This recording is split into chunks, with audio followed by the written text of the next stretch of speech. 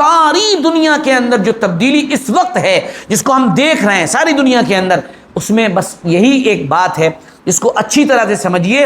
اور اس پورے دور کو یہ میں لگاتار یہ مضمون الحمدللہ میں نے گجرات میں بھی، بمبئی میں بھی، یہاں بھی ہر جگہ پچھلے تقریباً 3-4 ہفتوں سے اس مضمون کو خوب بیان کیا ہے.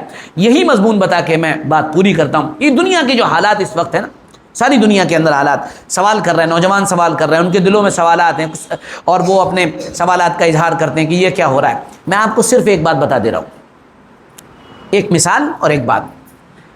دنیا دارالاسباب ہے، یہ اسباب کے بغیر نہیں چلتی.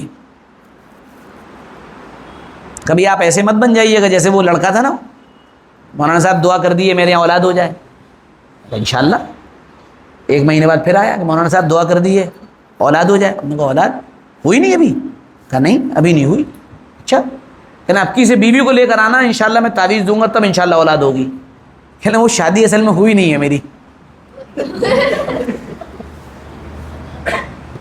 تو دنیا میں ایسا کچھ نہیں ہونے والا ہے کبھی بھی. آپ ایسا دنیا میں ہر چیز اسباب سے جڑی ہوئی ہے، اس کے بغیر نہیں ہو سکتی. اتنی بات سمجھ میں آ گئی؟ ہر کام سبب کے درجے میں ہوگا اور اس سبب میں اللہ نے تاثیر رکھی ہے. آپ ان جملوں کے چکر میں مت پڑیے گا کہ اسباب سے کچھ نہیں ہوتا، بالکل مت پڑیے گا.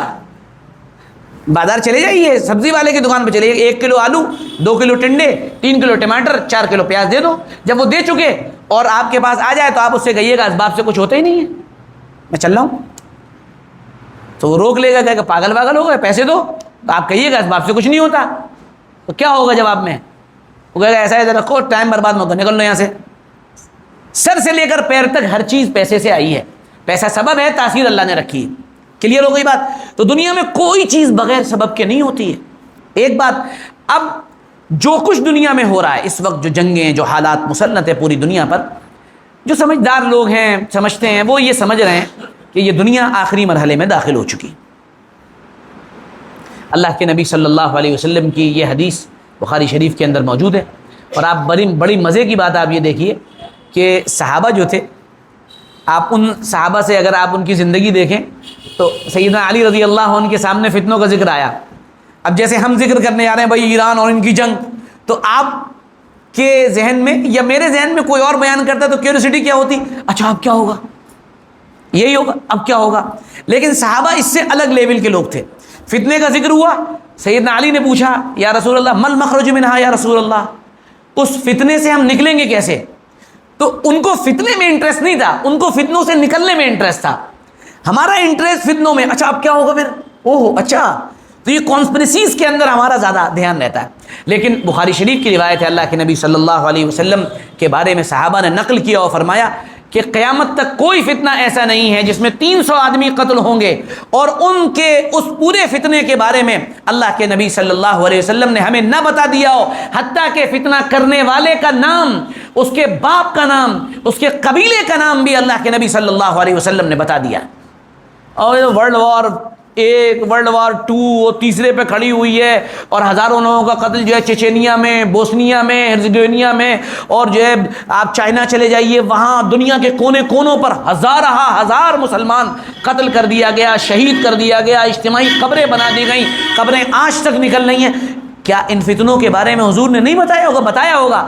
پھر یاد کیوں نہیں کیا؟ صحابہ کا مزاج فتنوں کو زیادہ لینے کا نہیں تھا، اس سے نکلنے کا زیادہ تھا. اس لیے فتنے کی روایت صرف 2-3 صحابہ سے ہیں، خاص کر حضرت حذیفہ رضی اللہ عنہ. ان کا اینٹک مزاج تھا.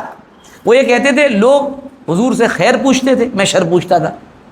لوگ کہتے تھے خیر کے کام بتائیے، تو حضرت حذیفہ پوچھتے تھے شر کیا ہے، شر کیا ہوگا، برائی کیا ہوگی. ان کا مزاج تھا. الغرض تو اب یہ جو فتنوں کا دور ہے، اس میں 2 باتیں سمجھنے کی. اس پوری یہ جو پورا سینیریو بلٹ ہو رہا ہے اس وقت، آپ اس پورے سینیریو کو سمجھ لیے تو بات کلیئر ہو جائے گی. ایک طرف تو ہم سنتے چلے آئے ہیں شیعیت اور شیعیت کا پورا پس منظر. آپ دیکھیے ساری دنیا کے اندر اہل السنہ والجماعت کا قتل عام جس طرح شیعوں نے کیا ہے، یہ ایک تاریخ ہے. ہمارے مسلمان تو بیچارے اتنے سیدھے ہیں، انہیں یہی نہیں معلوم ہوتا کہاں خوشی منانی ہے کہاں غم منانا ہے.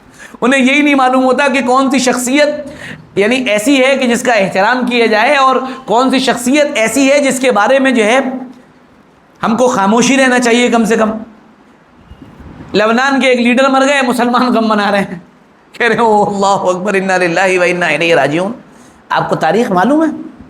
ملک شام کے اندر یہی حزب اللہ تھی، اب ملک شام کے اندر یہی لیڈر تھا، اور کیسے اہل السنہ والجماعت اور صحابہ کی اولادوں کو ذبح کیا گیا ہے اور قتل کیا گیا ہے. آپ جانتے ہیں؟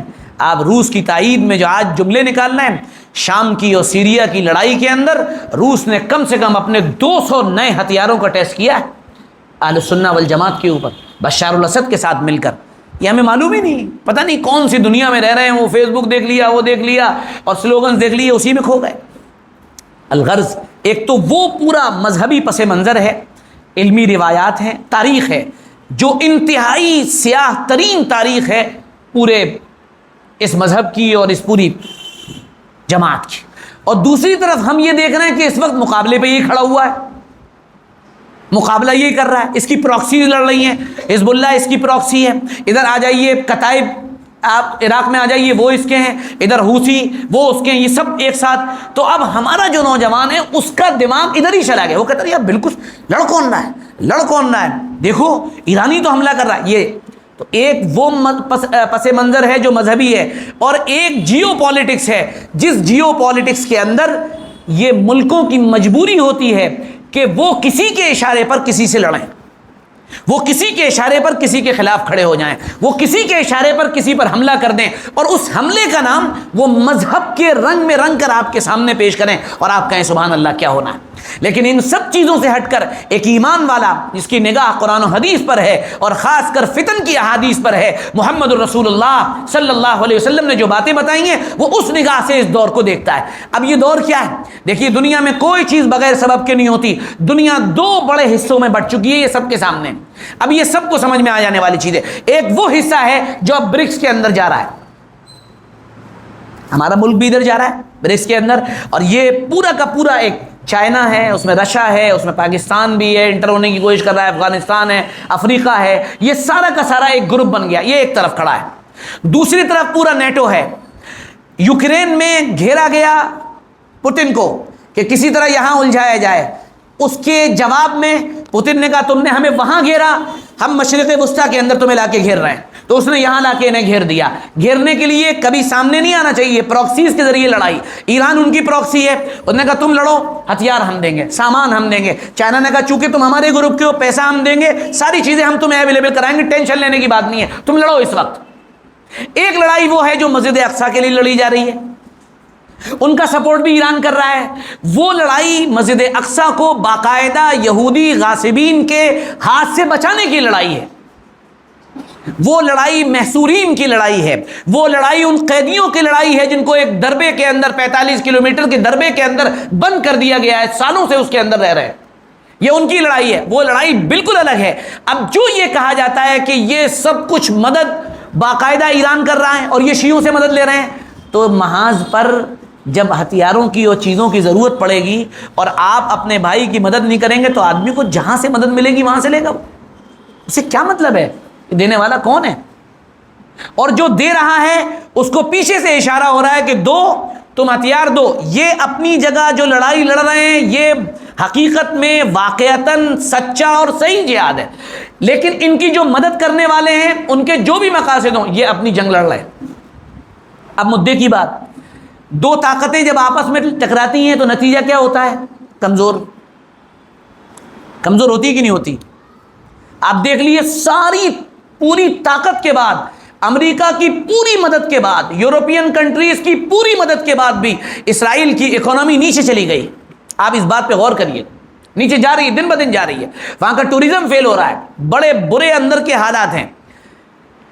لیکن وہ ہمارے جو وہاں کے پردھان منتری صاحب ہیں ان کو کوئی مولانا مل گئے، یہودی مولانا، انہوں نے ان سے یہ کہہ دیا ہے کہ بھائی دو باتوں میں سے ایک بات ہے، یا تو تم ہی مسیح الدجال ہو یا تم اس کے سب سے بڑے سپورٹر ہو، تو تم اس لیے لگے رہو محنت سے. تو وہ کسی کی مانی نہیں رہے، وہ کسی کی سنی نہیں رہے. انہوں نے کل صبح ایران پہ حملہ کر دیا. وہ کسی کی نہیں سننا ہے، وہ امریکہ کی بھی نہیں سننا ہے. اور پوری دنیا پر جو شکنجہ ہے ان کی قوم کا، کوئی باہر نہیں ان کے ہاتھ سے. اب نتیجہ یہ دو طاقتیں لڑ رہی ہیں، یہ دونوں طاقتیں لڑیں گی اور کمزور ہوں گی. چاہے لڑائی کہیں بھی ہو کمزوری آتی ہے، سکون ختم ہوتا ہے، چین ختم ہوتا ہے، آپس میں جب کلیش ہوتا ہے تجارتیں نیچے جاتی ہیں۔ تو اس لڑائی کے نتیجے میں یہ دنیا کی دو بڑی طاقتیں جو دو بڑے بلاکس میں بنی ہیں، یہ دونوں کمزور ہونی ہیں اور ہو رہی ہیں، اور جب دو بڑی طاقتیں کمزور ہو جاتی ہیں تو بیچ میں تیسری طاقت کو ایگزسٹ کرنے کا موقع ملتا ہے، اور وہ تیسری طاقت سیدنا مہدی علیہ الرضوان کی طاقت ہے، جس کے ایگزسٹنس کے لیے اسباب کی دنیا میں اللہ جگہ بنا رہا ہے، جگہ بن رہی ہے، لیکن دھیرے دھیرے آپ اور ہم کیا سوچتے ہیں، وہ ادھر سے ایک بزرگ آئیں گے اور وہ ایک دم سمندر کے رخ پر کھڑے ہو جائیں گے اور وہیں پر کوئی مراقبہ کریں گے اور پھونک ماریں گے تو امریکہ کے 11 جو بحری بیڑے سب ڈوب جائیں گے ایک ساتھ انشاءاللہ، ختم۔ پھر ادھر وہ دوسرا رخ کریں گے چائنا اور جو ہے رشیا کی طرف، اور ادھر ایک دم کریں گے تو چائنا کی ساری سب مرین جو ہیں وہ بھی ڈوب جائیں گی اور ختم ہو جائے گا، اور پھر اس کے بعد نہیں، اسباب کی دنیا میں سب کچھ اسباب کے ساتھ ہوگا، اسباب کے بغیر کچھ نہیں ہوگا، یہ یاد رکھیے گا۔ ہاں مسبب الاسباب کچھ بھی کر سکتا ہے، وہ اللہ ہے، ان اللہ علی کل شیء قدیر۔ اب اس کی مثال اور لے لیے، نظیر لے لیے، اللہ کے نبی صلی اللہ علیہ وسلم کے دور میں پہنچ جائیے اور آپ اس دور میں دیکھیں گے، اس دور میں بھی دو بڑی طاقتیں تھیں، ایک پوری کی پوری طاقت تھی پرشین امپائر کی، ایک پوری طاقت تھی رومن امپائر کی، اور پورا تذکرہ اللہ نے اس کا قرآن پاک میں کیا ہے، سورہ روم کے اندر کیا، الف لام میم غلبت الروم فی ادنی الارض وهم من بعد غلبهم سیغلبون، الف لام میم، روم والے ہار گئے ہیں اور وہ انقریب کہاں آ رہے ہیں، قریب میں آ رہے ہیں تمہارے، اور وہ انقریب اس جنگ کے بعد دوبارہ جیتیں گے، دوبارہ ان کی جیت ہوگی اور وہ چند سالوں کے اندر ہوگا۔ یہ بات جب مکہ میں پہنچی کہ روم والے ہار گئے، روم والوں کے پاس بھی کتاب تھی، ان کے پاس بائبل تھی، انجیل تھی ان کے پاس، اور مسلمانوں کے پاس بھی کتاب تھی، انجیل اور قرآن پاک تھا، یہ سب کچھ تھا، تو مسلمانوں کو ایک گناہ ہمدردی تھی، یہ اپنے لوگ ہیں، آسمانی کتاب کو مانتے ہیں، ٹھیک ہے اختلاف ہے لیکن آسمانی کتاب کو یہ بھی مانتے ہیں، ہم بھی مانتے ہیں، اور ادھر جو پرشین امپائر پوری کی پوری تھی، یہ سارے کے سارے مجوسی تھے، آگ کے پوجنے والے تھے، اپنے بادشاہوں کی پوجا کرنے والے تھے، شرک کرنے والے تھے، تو مشرکین مکہ کیا کہتے تھے، یہ اپنے لوگ ہیں۔ تو جب ادھر مشرکین کی جیت ہوئی، پرشین امپائر جیتی اور ادھر ہار ہوئی، اب یہ خوشی کا ماحول مکے میں ہو گیا۔ دیکھیے کتنی سملیرٹیز ہیں ہمارے اور اس دور میں، ہمارے یہاں بھی کون خوش ہو رہا ہے اور ہمارے یہاں بھی کون غمگین ہے، آگے آپ اپنے آپ سمجھ لیجیے، میں زیادہ نہیں بتاؤں گا، سمجھتے چلے جائیے، یہ تو سب سمجھداری کی چیزیں نا، سمجھ میں آ گئی بات، کون خوش ہو رہا ہے؟ اگر میں اس پہ تبصرہ کروں گا تو بڑا مزہ آئے گا، جو لوگ خوش ہو رہے تھے ان کے لیے بھی بڑی اسمنجس کی استھتی اس وقت جو ہے اتپن ہو گئی ہے، اور وہ اب یہ نہیں سمجھ پا رہے ہیں کہ ہم نے جو پچھلی خوشی منائی تھی اب ہم اس خوشی کو ڈیلیٹ کریں یا اس خوشی پر باقی رہیں، کیونکہ والد صاحب برکس میں چلے گئے تو اب مسئلہ بڑا ہی عجیب و غریب ہو چکا ہے، کچھ سمجھ میں نہیں آ رہا انہیں، ٹھیک ہے، سمجھدار لوگ سمجھ رہے ہیں اور آگے آپ لوگ بھی انشاءاللہ سمجھ جائیں گے۔ تو اب آپ اس دور میں چلے جائیے، اس دور میں یہ لڑائی ہوئی، ابو بکر صدیق پہنچے مشرکین مکہ کے پاس، تم بہت خوش ہو رہے ہو، ان قریب روم والے جیتیں گے اور ایران والے ہاریں گے، پرشین امپائر ہارے گی، اگر شرط ہو تو لگا لو، شرط لگانے کو تیار، 9 سال کے اندر اندر ہونا ہے، 9 سال کے اندر اندر کی یہ شرط مشرکین مکہ کے ساتھ ابو بکر لگانے کو تیار ہوئے، کیونکہ قرآن پاک میں فی بضع سنین کا لفظ آیا جو 10 سے کم پر بولا جاتا ہے۔ اب جب یہ بات ہو گئی، اللہ تعالیٰ نے اب ادھر روم والوں کے جیتنے کے کوئی چانس ہی نہیں تھے، اللہ تعالیٰ نے ان کے بادشاہ کے اندر ایک دم سے غیرت اور حمیت ڈالی، اور اس نے 3-4 سال کے اندر اپنی پوری قوم کو کھڑا کر دیا، اور اس نے کہا تم کہاں سو رہے ہو، تمہاری صلیب اور تمہارا وہ نشان جس پر عیسیٰ علیہ السلام کو پھانسی دی گئی تھی ان کے عقیدے کے مطابق وہ باقاعدہ لے کر چلے گئے، فارسی لوگ ایرانی لے کر چلے گا، اسے لینا ہے، اسے حاصل کرنا ہے، چلو اٹھو اپنے لیے اور اپنی قوم کے لیے آگے بڑھو، لڑو، تمہیں لڑنا ہے۔ وہ پورا کا پورا ایک بادل کی طرح اٹھا اور ایران پر چھا گیا، اور اس نے زبردست شکست دے دی کچھ ہی سالوں کے اندر ایران کو، اور ایران ختم ہو گیا، ایران کی فوج گویا کہ ہار گئی وہاں سے۔ اب محمد رسول اللہ صلی اللہ علیہ وسلم کا دور آیا، یہ دونوں طاقتیں پوری طرح موجود تھیں، اور اللہ تعالیٰ نے ادھر محمد رسول اللہ صلی اللہ علیہ وسلم کی پوری صحابہ کی جماعت کو کہاں پالا ہے۔ اسباب کی دنیا میں آپ دیکھیے میں بات تو پہلے ختم کر رہا تھا لیکن اب وہ موضوع ذرا ایسا آ گیا، دیکھیے کہاں پالا ہے، کالے پہاڑوں کے بیچ میں، نہ زیادہ کھانا نہ زیادہ پانی ہے وہاں پر، پانی لینے کے لیے زمزم دے دیا، کھانے کے لیے جو ہے طائف لا کر وہاں پر کر دیا، اور سارا کا سارا تربیت کا ایسا ماحول پھر مدینے لے گئے، وہاں پر اور اچھے ماحول کے اندر تربیت فرمائی، اور ایسی تربیت فرمائی کہ ایک ایک آدمی اپنی جگہ ایک فوج تھا۔ اور پھر اللہ تعالیٰ نے کچھ ہی سالوں کے اندر محمد الرسول اللہ صلی اللہ علیہ وسلم کے 2 شیروں کے ذریعے، سعد بن ابی وقاص کے ذریعے سے پرشین امپائر کو توڑوایا، اور پھر اس کے بعد جو ہے رومن امپائر کو خالد ابن ولید کے ذریعے سے توڑوایا، اور بیچ میں جب یہ دونوں طاقتیں ٹوٹی تو مسلمانوں کو ایگزسٹ کرنے کا موقع ملا، اور یہ موقع ایسا ملا کہ تاریخ اس بات پر گواہ ہے کہ 11 کلومیٹر پر ڈے اسلام کا جھنڈا و پھریرا دنیا کے اندر پھیرتا چلا گیا اور آگے بڑھتا چلا گیا، اور پھر کوئی روکنے والا نہیں تھا۔ اسباب کی دنیا میں یہی ہوتا ہے، طاقتیں ہوتی ہیں، وہ آپس میں لڑتی ہیں، کمزور ہو جاتی ہیں، اللہ تیسری طاقت کو آنے کا موقع دیتا ہے۔ محسوس یہ ہوتا ہے، اشارات یہ ملتے ہیں کہ آخری دور کی یہ جنگ تقریباً 6-7 سال چلنی ہے، اور اس 6-7 سال کے اندر جو طاقتیں ہیں وہ کمزور ہونی ہیں، جو کچھ دنیا کے اندر چل رہا ہے ٹوٹ پھوٹ ہونی ہے، اور ٹوٹ پھوٹ تبھی ہوا کرتی ہے جب نیا نظام آنا ہوتا ہے۔ اگر آپ کو نئی بلڈنگ بنانی ہے تو پرانی بلڈنگ کو توڑنا پڑتا ہے۔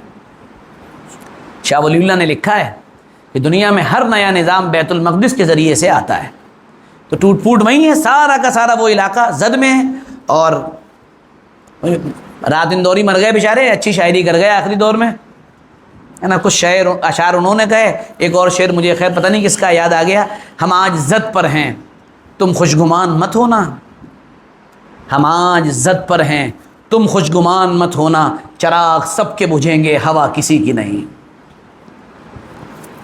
معاملہ تو سب کا نپٹے گا، ہمارا تو عقیدہ بہت صاف ہے، واضح ہے۔ کیا؟ جو مر گئے ہیں انہیں، جو شہید ہو گئے انہیں مردہ، وَلَا تَقُولُوا لِمَنْ يُقْتَلُ فِي سَبِيلِ اللَّهِ۔ میں ابھی ایک کارگزاری آئی، ابھی غزہ کی ایک کارگزاری آئی، ایک نوجوان تھا، نوجوان کیا ہے، ادھیڑ عمر تھا، اس کے 8 گھر کے افراد شہید ہوئے، 8، ٹھیک ہے، اور اس میں 2 بچے باقی رہ گئے، وہ باہر تھے اور یہ ملبے میں دبا ہوا تھا۔ 14 دن کے بعد یہ ملبے سے نکلا، تو جب یہ ملبے سے نکلا تو یہ ایسے دیکھ رہا تھا، مطلب جیسے لگتا ہے کہیں اور آ گیا ہے ایسے کر کے، اور مطلب اس کی عجیب و غریب کیفیت تھی۔ تو لوگوں نے پوچھا خیر تو ہے، کیا بات ہے، آپ بڑے پریشان سے نظر آ رہے ہیں؟ کہ کہاں لے آئے مجھے؟ میں کہاں لے آئے؟ ملبے میں دبے تھے، باہر لے آئے؟ کیا نہیں، ملبے ولبے میں نہیں تھا، میں تو اپنے ان 8 گھر والوں کے ساتھ، باپ ماں بیٹی بچہ بھائی بہن، ان کے ساتھ جنت میں تھا، وہاں کی نہریں تھیں، وہاں کے باغات تھے، وہاں اللہ کے جو وعدے تھے میں ان کے ساتھ تھا وہاں پر۔ مجھے وہ سارا منظر پورا یاد ہے، اور میرا دماغ مجھ سے یہ کہہ رہا تھا کہ تم شہید ہو گئے ہو، اور میں پورے مزے وہاں پر لے رہا تھا، تو مجھے یہاں نکال کر کہاں لے آئے؟ تھوڑی دیر کے بعد اس کا دو بچے، اس نے کہا یہ تمہارے بچے کہاں؟ کہنا شاید میرے اللہ نے مجھے اسی لیے محفوظ رکھا ہے۔ اب دنیا میں ایسی کوئی قوم ملے گی کہ یہاں لڑائی ہو رہی ہے، اس کے لیے راستہ کھولا گیا کہ بھائی نکل جاؤ، جسے مصر جانا ہے چلے جاؤ۔ جو پہلے لوگ جا چکے ہیں، یہاں والے تو گئے نہیں، جو باہر جا چکے ہیں وہ بھی آ گئے کہ ہمیں یہی مرنا ہے، ہم پیدا ہی اسی لیے ہوئے ہیں۔ آخری وقت میں ہاتھ سے پھینکی ہوئی چھڑی اس بات کی نشانی تھی کہ وہ آخری وقت تک کسی حال میں جھکنے کو تیار نہیں۔ تو یہ سارا کا سارا پس منظر، یہ سیٹنگ ہو رہی ہے، تیار ہو رہی ہے، توڑ پھوڑ ہو رہی ہے، اور ایک نیا نظام دنیا کے اندر انشاءاللہ آنے والا ہے۔ اور بہرحال آئے نہ آئے یہ کوئی زیادہ میٹر نہیں کرتا، ہمارے لیے کیا مسئلہ ہے؟ اللہ کے نبی صلی اللہ علیہ وسلم کا ایک فرمان، بس اسی پر بات ختم۔ آپ صلی اللہ علیہ وسلم نے ارشاد فرمایا، اگر تمہارے ہاتھ میں ایک پودا ہے، بخاری شریف کی روایت، تمہارے ہاتھ میں پودا ہے اور قیامت آ رہی ہے سامنے سے، آپ نے فرمایا یہ پودا لگا دو۔ اشارہ کیا کرنا ہے؟ جو کام کر رہے ہو کر دو، خیر کا جو کام تم سے ہو سکتا ہے کر دو، اور زیادہ ادھر ادھر مت دیکھو، اپنے کام میں لگے رہو۔ اللہ سے دعا ہے، اللہ سے درخواست ہے، اس فتن کے دور میں، اس پرفتن دور میں اللہ رب العزت ہمیں اپنے کرم سے ایمان پر ثابت قدم رہنے کی توفیق عطا فرمائے، اور اللہ ایمان اور عمل کے ساتھ اور کلمے کے ساتھ اور اپنے نبی کی محبت کے ساتھ اور قرآن پاک کے تعلق کے ساتھ اللہ ہمیں اپنے کرم سے اپنی بارگاہ میں حاضر ہونے کی توفیق عطا فرما دے۔ میں آخر میں ایک کتاب کا تعارف کرانا چاہتا ہوں جو وہیں غزہ میں لکھی گئی، اس کا ترجمہ بھی ہو گیا، معالم القرآن، کا اردو میں ترجمہ ہوا، وہیں لکھی گئی. وہ بچوں کو قرآن پاک، بچوں کیا جوانوں کو بھی چھوٹے چھوٹے ایک ایک صفحے میں قرآن پاک کی 1 یا 2 آیتیں اور ان کے پیغامات انہوں نے دیے. اس کتاب کے اندر اتنی تاثیر ہے کہ آپ اسے پڑھیے اور اندر سے آپ کے اندر جو ہے وہ ایک جوش و ولولہ پیدا ہو جائے گا. کہیں سے مل جائے، علی گڑھ میں ملتی ہے، دلی میں ملتی ہے، کہیں سے ملے، 100-200 روپے کی ہوگی. اس کتاب کو لیں، خود بھی پڑھیں، اردو میں بچوں کو بھی پڑھائیں اور اس سے سیکھیں اور سکھائیں اور اپنے بچوں کا شغف قرآن پاک سے پیدا کریں، خود بھی قرآن سے شغف پیدا کریں اور قرآن پاک کو پڑھنا اور سمجھنا زندگی کی ایک گویا کہ عادت بنائیں، خصلت بنائیں. اللہ تعالیٰ سے دعا ہے اللہ مجھے اور آپ کو کہنے سننے سے زیادہ عمل کی توفیق عطا فرمائیں اور اپنے کرم سے صحیح دینی علمی تربیت اور فکری تربیت کا اللہ ہمیں ذوق بھی عطا فرمائیں، اس کے مواقع بھی میسر فرمائیں اور اس نہج پر کام کرنے کی توفیق بھی عطا فرمائیں. وآخر دعوانا الحمد للہ رب العالمین. آمین برحمتک یا ارحم الراحمین.